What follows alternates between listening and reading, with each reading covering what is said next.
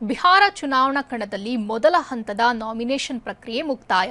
ವಿಮಾನ ನಿಲ್ದಾಣದಲ್ಲಿ ಅಕ್ರಮವಾಗಿ ಸಾಗಿಸುತ್ತಿದ್ದ ಬರೋಬ್ಬರಿ 3 ಕೆಜಿ ಮೌಲ್ಯದ ಚಿನ್ನ ವಶಕ್ಕೆ. ಅಫ್ಘಾನಿಸ್ತಾನದ ಮೇಲೆ ಪಾಕಿಸ್ತಾನ ಮತ್ತೆ ಏರ್ ಸ್ಟ್ರೈಕ್ ಮಾಡಿದೆ. ಎಲ್ಲ ಸುದ್ದಿಯನ್ನ ನೋಡೋಣ ದೇಶ ವಿದೇಶ ನ್ಯೂಸ್ ಟಾಪ್ 9 ನಲ್ಲಿ. ಬಿಹಾರ ವಿಧಾನಸಭೆ ಕಣ ರಂಗೇರಿದೆ. ಹೈ ವೋಲ್ಟೇಜ್ ಎಲೆಕ್ಷನ್ ಭೂಮಿಯಲ್ಲಿ ಮೊದಲ ಹಂತದ ನಾಮಪತ್ರ ಸಲ್ಲಿಕೆ ನಿನ್ನೆ ಮುಕ್ತಾಯವಾಗಿದೆ. ಮೊದಲ ಹಂತದ ಚುನಾವಣೆ ನಡೆಯುವ 121 ಕ್ಷೇತ್ರಗಳಿಗೆ 1250 ಅಭ್ಯರ್ಥಿಗಳು ನಿನ್ನೆ ನಾಮಪತ್ರ ಸಲ್ಲಿಕೆ ಮಾಡಲಿದ್ದಾರೆ.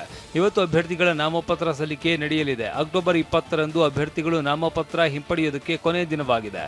ನವೆಂಬರ್ 6ರಂದು 121 ಕ್ಷೇತ್ರಗಳಿಗೆ ಮೊದಲ ಚುನಾವಣೆ ನಡೆಯಲಿದೆ.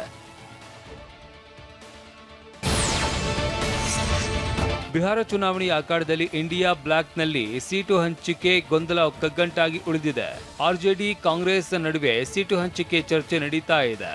ಈಗಾಗಲೇ 48 ಅಭ್ಯರ್ಥಿಗಳ ಕಾಂಗ್ರೆಸ್ ಘೋಷಣೆ ಮಾಡಿದೆ.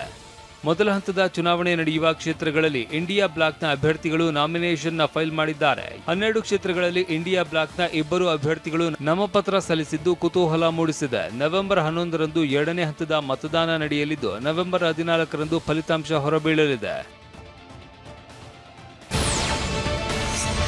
ಬಿಹಾರ ಪ್ರವಾಸದಲ್ಲಿರುವ ಕೇಂದ್ರ ಗೃಹ ಸಚಿವ ಅಮಿತ್ ಶಾ ಸಿಎಂ ನಿತೀಶ್ ಕುಮಾರ್ರನ್ನ ಭೇಟಿಯಾಗಿ ರಣತಂತ್ರ ರೂಪಿಸ್ತಾ ಇದ್ದಾರೆ ಎನ್ನಲಾಗಿದೆ. ಚುನಾವಣೆಯಲ್ಲಿ ಎನ್ಡಿಎ ಮೈತ್ರಿಕೂಟವು ಗೆದ್ದರೆ ಯಾರಿಗೆ ಪಟ್ಟ ಅನ್ನೋ ಚರ್ಚೆಗೆ ಅಮಿತ್ ಶಾ ಪ್ರತಿಕ್ರಿಯಿಸಿದ್ದಾರೆ. ಯಾರನ್ನಾದರೂ ಮುಖ್ಯಮಂತ್ರಿ ಮಾಡೋದಕ್ಕೆ ನಾನು ಯಾರು?